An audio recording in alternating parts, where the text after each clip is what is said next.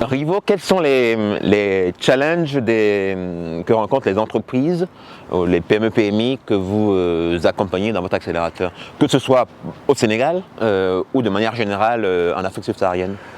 Essentiellement deux, donc de nos points de vue. C'est toujours un défi de compétences, c'est-à-dire que comment former, en fait, comment les entrepreneurs et leur équipe en fait, puissent monter en compétences, ça c'est un. Et deux, c'est un défi de marché, c'est-à-dire que les PME, comment ces PME vont se positionner en fait, demain sur le marché interne et les marchés externes, mais africains, parce qu'il y a énormément d'opportunités. Donc aujourd'hui, pour donner un exemple, pour t'illustrer, au Sénégal, un ananas coûte 1200 francs. Au Bénin, un ananas coûte 25 francs. Donc je pense qu'il y a possibilité pour que les personnes qui produisent des ananas demain au Bénin puissent demain les amener au Sénégal. Ok. Pour avoir côtoyé des entrepreneurs et les avoir vus à l'œuvre en Afrique, je sais que ce sont des vrais warriors.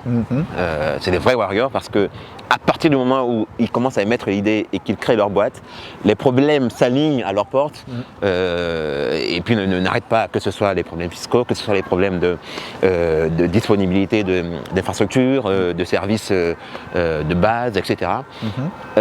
Et donc du coup, culturellement, ça forme des personnes qui ont le cuir dur. Et il y a une vraie culture entrepreneuriale. Exact. Et je me demandais, est-ce que pour toi, du coup, est-ce que le vrai enjeu pour des accélérateurs n'est pas de pousser ces entreprises qui sont dans l'informel souvent à rentrer dans le formel? C'est une excellente question, Yann. En fait, l'informel et le formel, si tu veux, c'est une question de stratégie. C'est une question de décision. C'est ça en fait la question qu'il faut se poser. Pourquoi 95% de l'écosystème, parce que c'est ça le chiffre du Sénégal, donc là je peux le dire, est dans l'informel? En fait, c'est une décision. Les gens en fait font juste en fait le comparatif, l'avantage et puis l'inconvénient. Ils estiment que dans l'informel, ils en tirent davantage que par rapport au formel. C'est ça en fait. Donc, et c'est là où j'ai dit, je reviens toujours à la question de compétences. Mais ça, quand tu analyses encore un peu plus en profondeur, tu sauras que l'informel en fait, ça te donne les avantages mais à très court terme. Le formel te procure un avantage à moyen et long terme. C'est ça. C'est-à-dire que voilà, c'est ça en fait en gros. Mais sur ta question, c'est une décision en fait que chacun fait. Et comme tu dis, ce sont les warriors, ce sont les gens résilients, ce sont les gens intelligents, c'est-à-dire que du moins qui réfléchissent. Mais pour le moment, ils décident d'être d'informel parce qu'ils ont pris une décision, ils estiment que c'est là en fait ils sont bien par rapport au formel.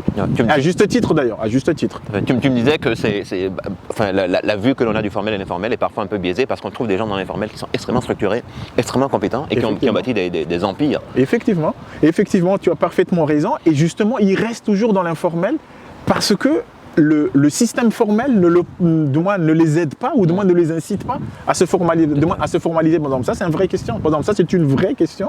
C'est que peut-être c'est une reproche à faire finalement à nos gouvernements, du moins africains, du moins globalement. C'est qu'il faudrait à un moment donné qu'ils donnent des primes en fait à les gens qui se formalisent. Parce qu'aujourd'hui, le constat de tous ces entrepreneurs-là, c'est que plus ils se formalisent, plus en fait on les pénalise. Et donc ils se disent, mais pourquoi voilà, qu'est-ce que j'y gagne en fait? Mais pourquoi je vais me formaliser? Et donc je reste là où je suis. Mais le problème c'est qu'en restant là où ils sont, ils se pénalisent eux-mêmes déjà, d'une part, et deux, en fait, le pays n'en profite pas nécessairement. Fuite fiscale pour le pays. Effectivement. Mais quand on sait que, c'est quoi les chiffres? Plus de 400 millions de jeunes vont se retrouver sur le marché du travail dans les 20 années à venir. L'État, a priori, aurait intérêt lui-même à encourager le développement du tissu des PME pour employer ces jeunes. Et effectivement, et ça, en réglant, en fait, justement, en donnant aux primes aux formels. C'est-à-dire que l'État, aujourd'hui, ils peuvent pas, c'est-à-dire que l'État ne doit pas se permettre, en fait, l'État ne doit pas pénaliser les boîtes qui se formalisent. Très bien. Sur la question des défis spécifiques de ton marché, le marché de l'accélération, des accélérateurs en Afrique subsaharienne, quel est-il? C'est essentiellement un défi de, comment dirais-je, pour nous en fait d'expliquer ce qu'on fait en fait à nos cibles. Comme tu sais, voilà, c'est simple. Absolument pas simple. C'est nouveau en fait. C'est très nouveau.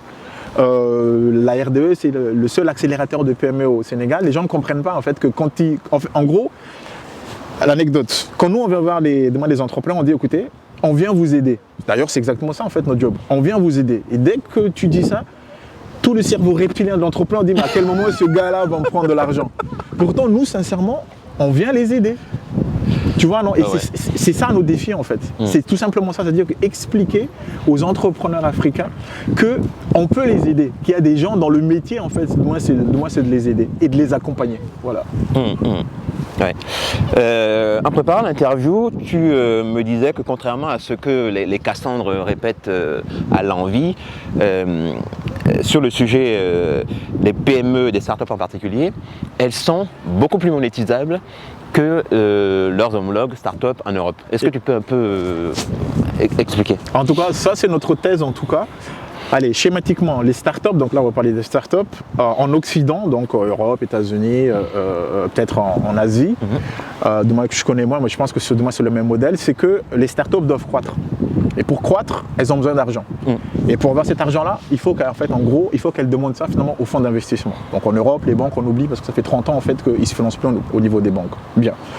En Afrique, en revanche, du moins nos startups là-bas, ils peuvent en fait monétiser très tôt leurs services et leurs produits. Et donc en gros, il faut en fait qu'ils aussi finalement qu'ils soient à l'équilibre parce que c'est essentiellement en fait lié à nos contextes en fait là-bas. C'est une question de survie. Exactement. Elles ont une pression que n'ont pas les startups ailleurs. Exactement. Rapidement pour illustrer, ta startup fait 50 de revenus mais tu dépenses 100. Donc à la fin tu as moins 50. Où est-ce que tu vas trouver les moins 50? Tu as 3 possibilités, donc les associés, mais en général ils sont seuls. Donc la personne même en fait qui remet de l'argent. En général, ils n'ont pas beaucoup. Donc voilà. Deuxième, les banques. Pour aller voir les banques, pour les découverts, parce que tu n'as pas d'argent, donc tu dis écoutez, il faut que vous me comblez l'argent que je n'ai pas. Donc ça veut dire que c'est découvert. Voilà, parce que tu as déjà dépensé le peu que tu as. Les banques te disent en fait, il faut une garantie. Tu vois, donc problème aussi. Je connais ce paradoxe. Exact. J'ai connu ce paradoxe. Troisième chose, c'est que donc du coup, c'est les fonds d'investissement. Ceux qui ont donc dont les fameux capital risqueurs. Mais les capital risqueurs, en fait, ils ont des exigences et ils ont beaucoup d'exigences que ces startups-là, en fait, ne peuvent pas nécessairement en fait fournir à ce stade-là. Et tu vois, donc comme tu as dit, c'est juste une question de survie. Donc du coup, les boîtes, en fait, tout en continuant à croître, en fait, elles sont à l'équilibre. Mais ce qui est dommage, juste que nous constatons, c'est que les jeunes, en fait, justement nos jeunes qui font des startups, ils sont plutôt rivés sur ce modèle occidental, lever. Or qu'avec le peu qu'ils ont, avec le peu qu'ils facturent, dans un premier temps, ils peuvent parfaitement être à l'équilibre. Ils n'ont pas nécessairement besoin de lever en fait. C'est ça. Tu me disais que la startup que vous avez accompagnée dans la levée de fonds, elle a gagné de l'argent dès la première année. Effectivement, c'est-à-dire qu'en fait gagner de l'argent c'est quoi Yann? C'est-à-dire que tu ne dépenses pas plus de moins ce que tu gagnes. La startup, je confirme, les 4 dernières années, elle était toujours finalement à l'équilibre. Elle est toujours à l'équilibre. Très bien. Du coup, la question que je me posais, c'est si elles sont monétisables assez rapidement et significativement, pourquoi on a du mal, vous qui les accompagnez, pourquoi vous avez du mal à valoriser cet état de fait lorsque les fonds d'investissement les approchent?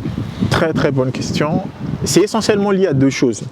Un, c'est une fois encore, on en revient toujours, c'est vraiment la compétence des entrepreneurs sur ces questions-là. Là, on parle en fait des chiffres, on parle de la finance. Les jeunes start-upers en fait veulent lever, mais ils ne savent pas ce que c'est une valorisation, ils ne savent pas ce que c'est une valorisation pré-monnaie, post-monnaie. Ils sont souvent en entreprise individuelle, or que la prise de participation de ces fonds d'investissement, en fait, il y a 2 types de financement.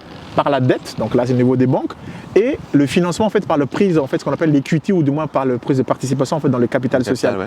Mais comment un fonds d'investissement peut-il prendre la participation du moins d'une entreprise individuelle? Il n'y a même pas de capital social.